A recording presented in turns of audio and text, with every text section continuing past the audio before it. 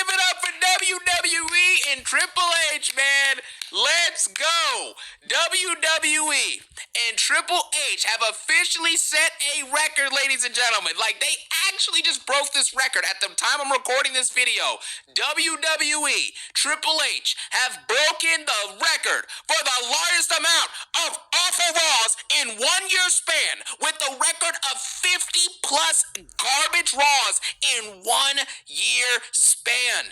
This is absolutely historic. We need to celebrate this moment, because when I tell you that this was the worst Raw ever, I'm not playing around. I have had enough for over a year and a half at this point. I've had enough of the creative, if you want to call it that. It's disrespectful to creativity to even refer to this as creative. It's disrespectful to writers to refer to this show as being well written. This product sucks. You have 0 stars, you have 0 intrigue, you have 0 storylines, and you have 0 drama. You have 0 reason to tune into Raw and SmackDown every single week to see what's going to unfold, because you know it's going to unfold. You're going to get libations, lies, and trash. That is all that WWE can offer. The fact that WWE, the biggest wrestling show every year, WrestleMania, cannot sell tickets.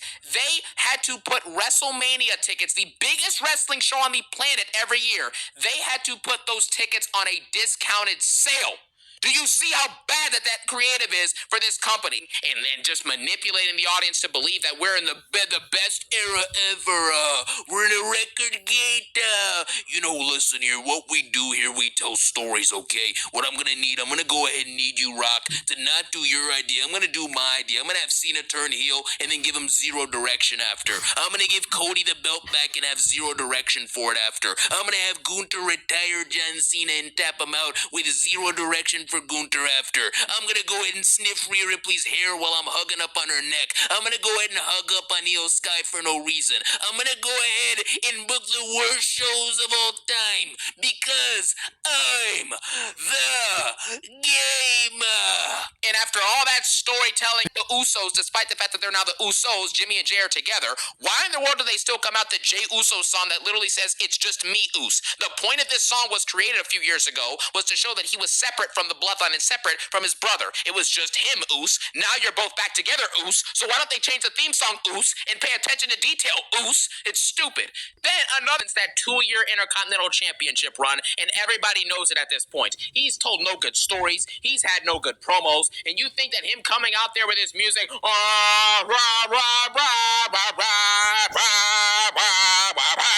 and he comes out, and what does he do, guys? He jobs out or he bores you. That's all he does. He's goon job. And because Goon Jobber has come out here for the last 2 years and embarrassed himself, and Triple H has no idea how to book this guy, and that's why Gunther is viewed as a walking clown emoji. It was just the Intercontinental Champion, and Gunther can't even come out last in this match. It's over for this guy.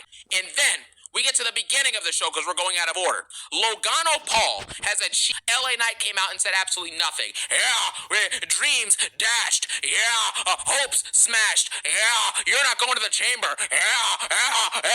LA Knight's been feuding with the Vision since 1944. Okay, we have nothing to say about this nonsense anymore, man. LA Knight is a jobber. None of them are entertaining. None of them have wrestled any good matches in the span of the last couple years, and none of them have an actual story or a reason to care about. This is embarrassing, man. How many weeks are we going to go out here and watch some of the worst content of all time? It is sad. None of this stuff is watchable, man. It's unwatchable, guys. Asuka comes out, Kairi! This show sucks. How about them apples? So this triple threat with Maximus Dupree, man. Are you guys excited to see Maximus Dupree and Bayley brawl, or Maximus Dupree and Natty brawl? You want to brawl? We then move on. We have Rujobber. Rujobber returns to have a face-off with Obuscus Femi. Why? May have been wrestling a dark match before Raw even started on main event? Are you kidding me? You brought this guy up to have him fight dark matches? Are you serious right now? Anyways, Rude Jobber and Obafemi versus Obafemi for what, guys? What are they fighting for, guys? Can you tell me what they're fighting for? I think they're fighting to see if we can stay awake watching this trash. We then move on. In Liv, she has an interview segment with Michael Cole, and I kid you not, this might be one of the worst segments of all time, guys, because guess what happened here? Michael Cole comes back there and asks a question, and all Liv Morgan does, he asks, hey, Liv, who are you picking for WrestleMania? And Liv responds with, I don't care, Cole. I'm going to pick who I want to pick, Cole. You know why, Cole? Because I'm Liv Morgan, and I'm the greatest Royal Rumble winner of all time. And I haven't cut a good promo or told a good story or had a good match in long times. We then move on, guys. Liv Morgan answers Michael Cole's question like that, and then you know what happens afterwards? We get a big surprise, guys. Stephanie Vaquer comes out, and she basically comes back there and says a bunch of stuff in Spanish, basically saying, I've conquered the world. You're complaining about how you've grinded 10 years for the Rumble. I've grinded across the world. I've won championships. I've conquered and dominated everything. And Dominic Mysterio is here, and he's supposed to be translating, and he's translating by whispering. He's literally whispering. You can't even hear what he's saying, translating it to English, because nobody can hear what he's saying. He looks like a moron. Dominic Mysterio, guys, I'm telling you this with all due respect and all due honesty. Dominic Mysterio is one of the biggest jobbers in the company. And I don't care if anybody says, oh, well, he has potential. He has potential, CJAX. He has potential, CJAX. It's been 6 years. Dominic Mysterio has not had one good storyline since the Rey Mysterio stuff. He has not cut any good promos. And on top of that, he's barely even wrestling. And when he does, their matches are usually mediocre at best. Are you serious, guys? Are you serious? This guy's a jobber. And it's unbelievable. Anyways, this is how the promo ends, guys. Dominic Mysterio sits there and translates what Stephanie Vaquer is saying, and then Liv Morgan starts crying, guys. She's crying. You're crying. You're crying. You're crying. And nobody cares. Nobody cares, man. Why don't you cry about how bad the product is? Try crying about that, okay? I'll cry about them apples. We then move on. Sad. And she's sad. And she's sad. How sad and upset do you think the fans are watching a garbage product for like 2 years straight at this point? Huh? Anyways, we move on to Punk, CM Punkinator, and Phineas Jobber Balor. Phineas Balor, aka Finn Balor, interrupts Punk after Punk basically says that Roman Reigns and he. Then she gets in the ring and does the same thing she did last week, where she basically just goes, you know what? You want them to.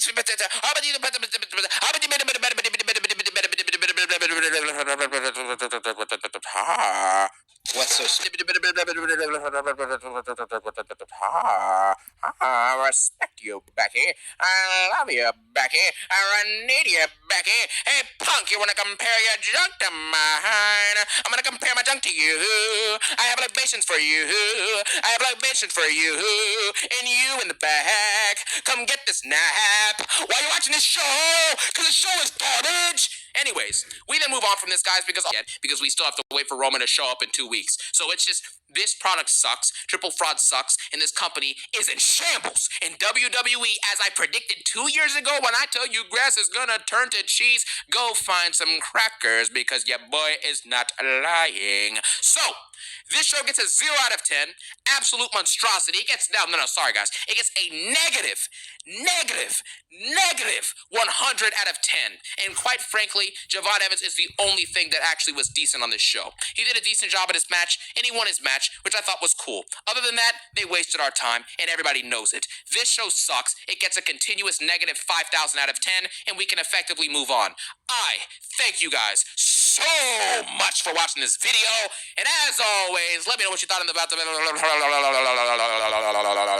comment section below. And as always, have a phenomenal day. I love y'all, man. Have a phenomenal day. I love y'all, man. Have a phenomenal day. Peace out in one love. So tonight's episode of Unsolved Mysteries, the masked man returns, reportedly responsible for the most casualties of all time by boring people to death. We also got a brand new case to investigate. What's really inside the crate, set to be revealed at the Elimination Chamber? Is it something huge, or is it another letdown? The investigation continues on Unsolved Mysteries. WWE keep doing these mysteries. Who's this and what's that? It's whack! The real mystery is who's gonna take Triple H's job the second he either resigns or gets fired for putting on some of the worst shows in professional wrestling history. Paul Levesque seems to be watching way too much court TV, forensic files, I don't know, First 48. You're supposed to be the head of creative, not the head detective. We turn it on wrestling to see good matches and hear good storylines, not to solve cases every week. First it was who attacked Jade Cargill, then it was who knocked out CJAX525, then it was who's the masked man, then they ran it back, who's the masked man, now it's what's in the crate. My God, this dude used to be called the Cerebral Assassin, now I guess we could call him Inspector Gadget.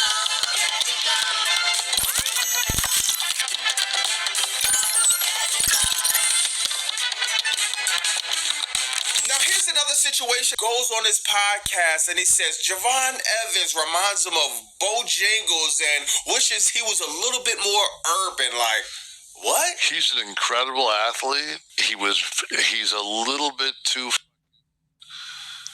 Mr. Bojangles for me. I wish he was a little bit more urban. What do you want Javon Evans to do that's more urban? Put his hat to the side, start sagging his pants down his ankles and start to make poses like this? What do you want Javon Evans to do that's more urban? Start acting like a YN, listening to drill music, start hitting the Maui Wowie. Bro is 21 years old. Hands ain't amputated, but sir, you seem out of touch of what's going on in professional wrestling, at least with this subject, man. Javon Evans is a superstar. Jingles is crazy, bro. Okay, yeah, they're both black. They both smile. They act all happy. But comparing them two, that's like comparing apples to like, I don't know, apple cider vinegar. It ain't the same. Bro just got on the main roster. Give him some time to cook. Now, since we're talking about WWE really charging more for WrestleMania, it's gonna help TKO get out $3 billion of they're raising the ticket prices. This is highway robbery. Somebody's gonna get indicted. Does WWE really charging more for WrestleMania? It's gonna help TKO get out of. It ain't gonna help him get out at all. The $3 billion of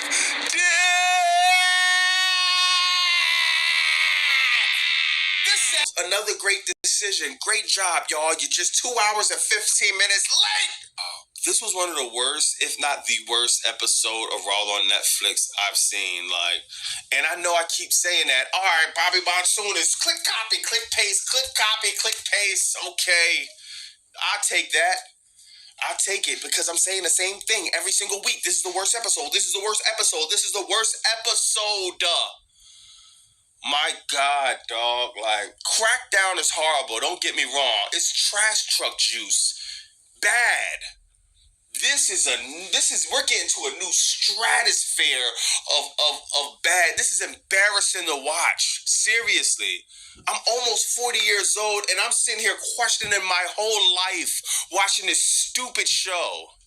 Let me know in the comments what y'all think about that, man. What do you think about Javon Evans in the Elimination Chamber? Great. What do you think about Raw? What can happen to change Raw to make it a little bit more exciting? I know one thing. Triple H can leave the office. That's so. Yeah, man, I'm expecting some good creative from Andrade, but that's AEW, so we'll talk about that Wednesday. Good looking for the support, y'all. I appreciate that, man. We got some new merch coming. We got some new things coming for the channel, so stay tuned. It's Bobby Monsoon, 215. Like, comment, subscribe.